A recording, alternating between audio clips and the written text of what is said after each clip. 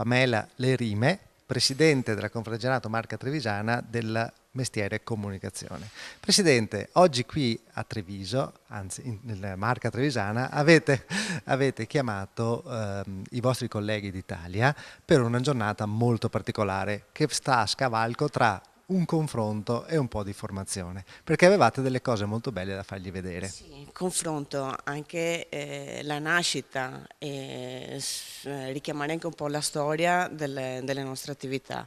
Si parte dalle radici per poi spiegare anche tutta l'evoluzione. È stato un incontro per trovare le realtà del territorio per spiegare anche l'evoluzione. Ci sarà anche la fornace di Asolo poi che spiegherà tutta la parte di innovazione tecnologica e è un momento anche per vedere il valore del nostro lavoro.